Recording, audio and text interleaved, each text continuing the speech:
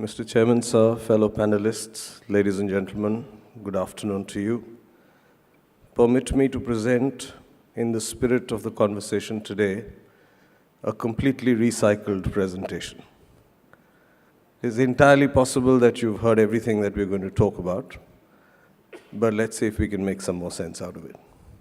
I'm sure you've heard that in our country, there has been an ethos of using materials responsibly.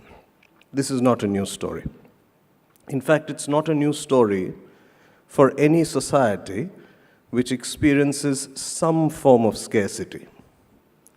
And the moment the scarcity starts going away and we move towards development and abundance to a certain extent, we are faced with all kinds of problems, some of which I understand we are going to...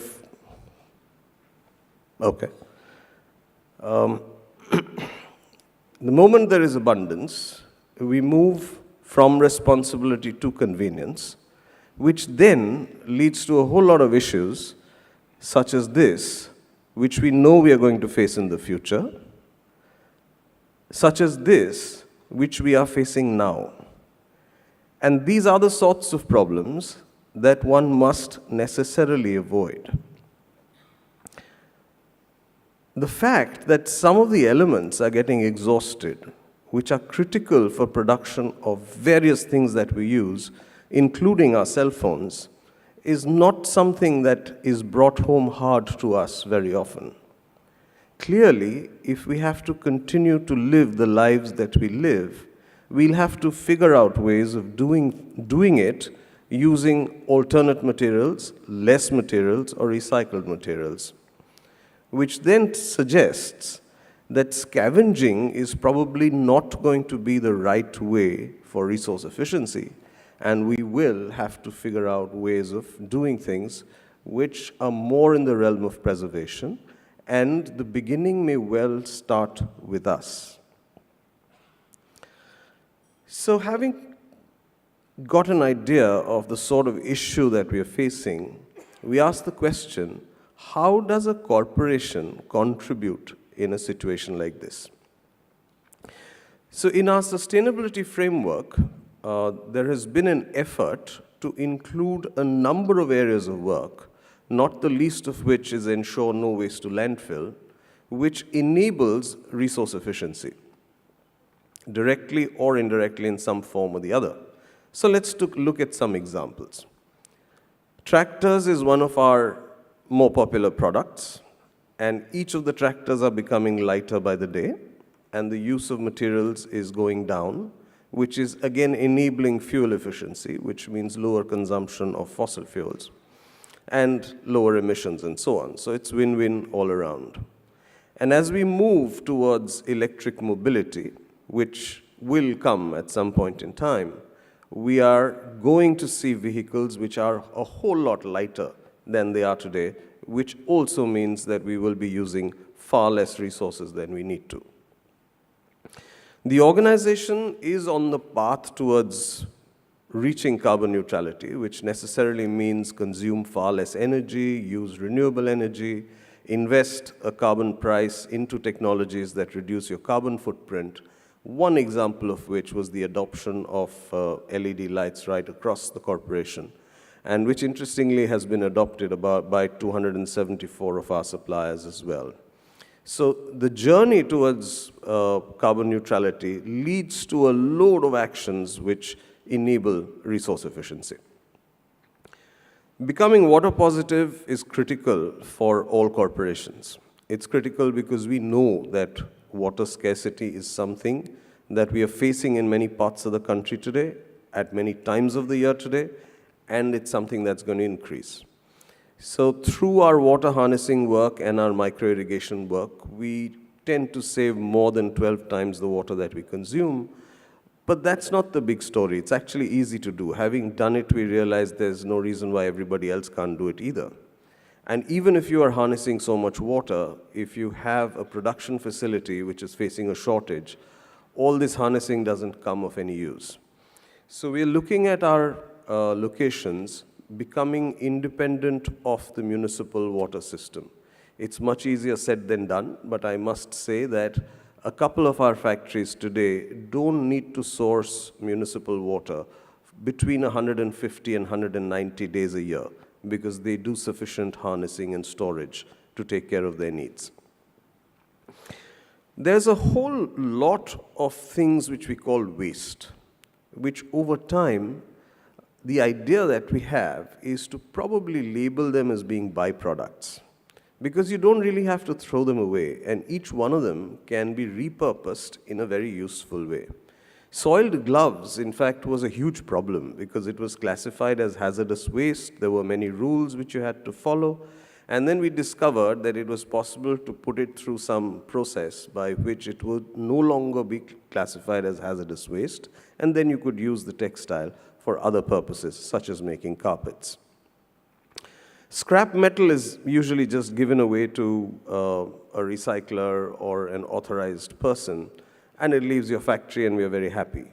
But there is no reason to just do that because it's possible to create value and use it for, let's say, making transformer cores, which leads to a new business altogether for a corporation, which again has some connect with one of the existing businesses within the group if you happen to have a diverse set of businesses. This is another very interesting opportunity.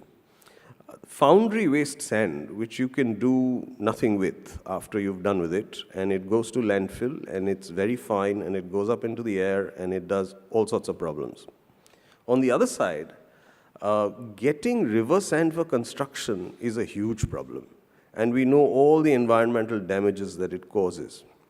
In the course of work in sustainability, we're increasingly discovering many materials which are suitable to use to make bricks or replace sand because they have a whole lot of silica in it, one of which is foundry waste sand. In our factories today, 22 of the factories that we have, when we looked at the data, we found about 12% of the waste goes to landfill today. So the program is how to first do things by which this 12% doesn't need to go to landfill, and then ask the question, how can you repurpose the rest of it so that you create more value from it than you're creating now?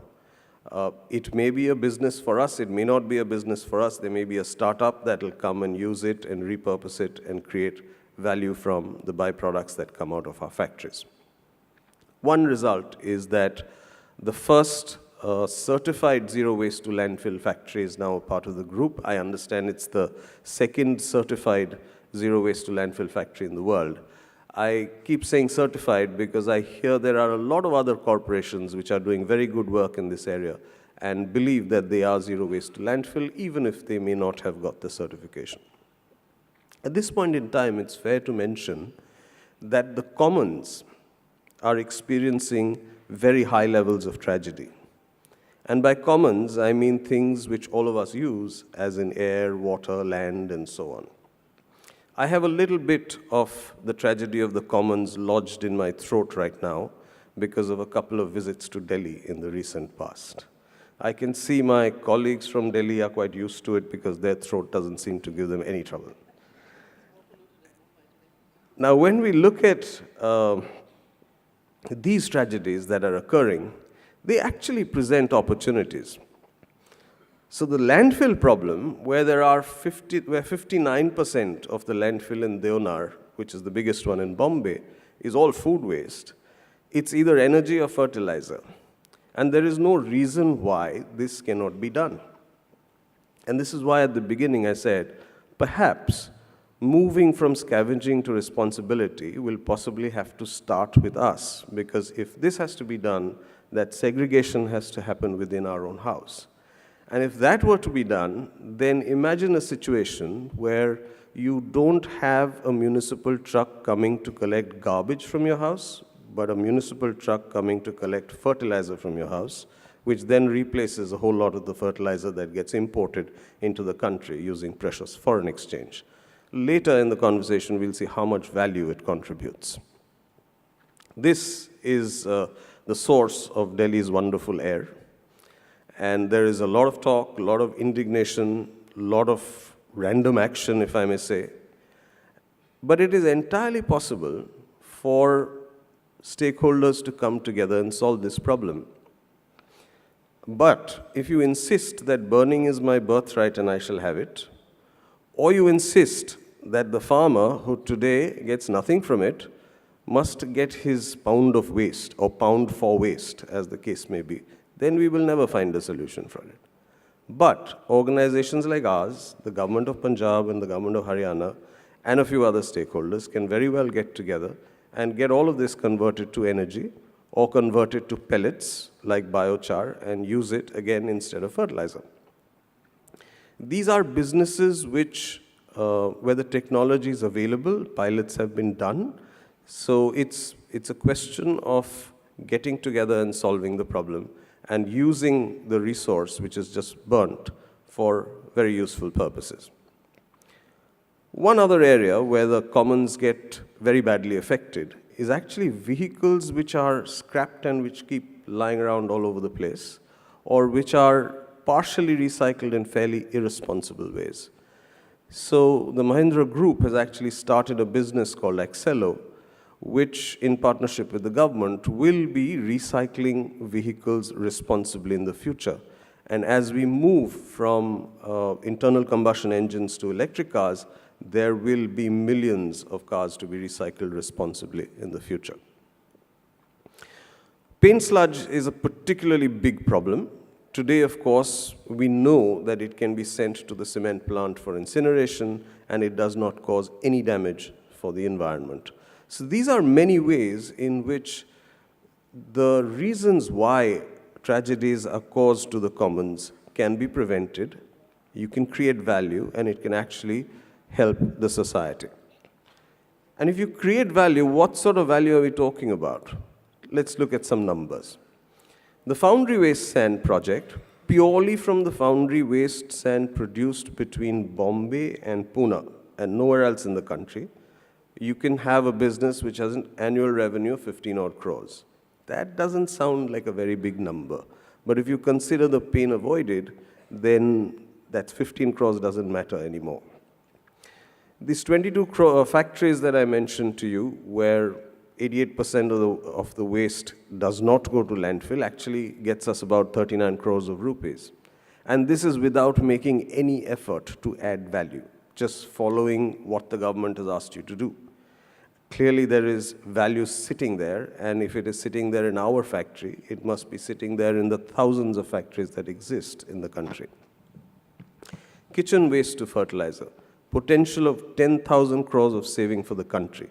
5,000 crores in foreign exchange and another 5,000 crores in subsidy for fertilizers which are manufactured within the country.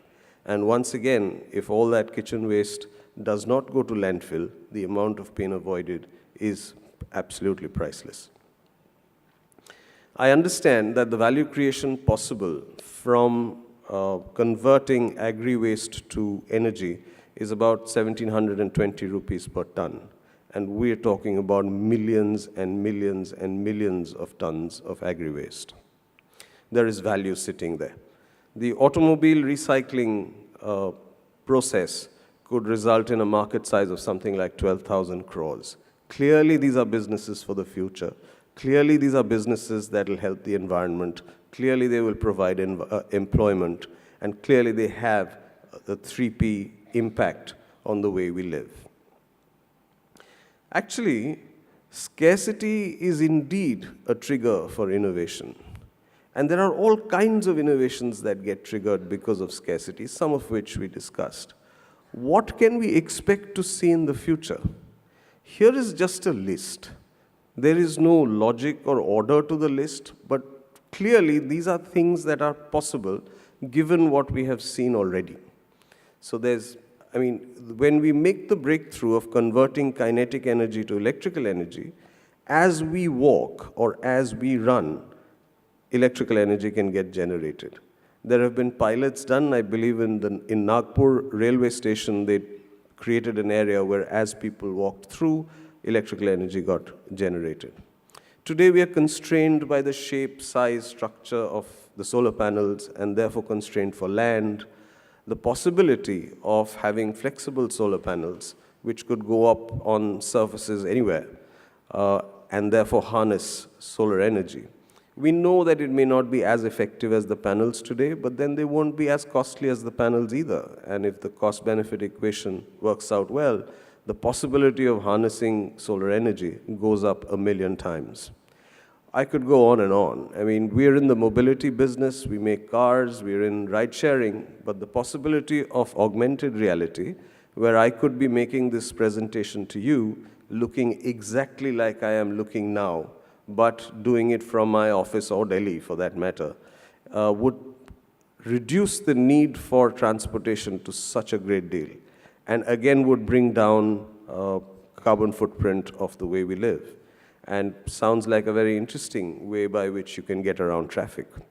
So there are examples like this, and these are all technologies that are in the works. In our lifetime, we'll see some of them happening, and all of which would lead to very, very high levels of resource efficiency, will completely change the way we live. And the only way in which we are going to reach our 2-degree goals is by changing the way we live, because the way we live now is necessarily carbon intensive.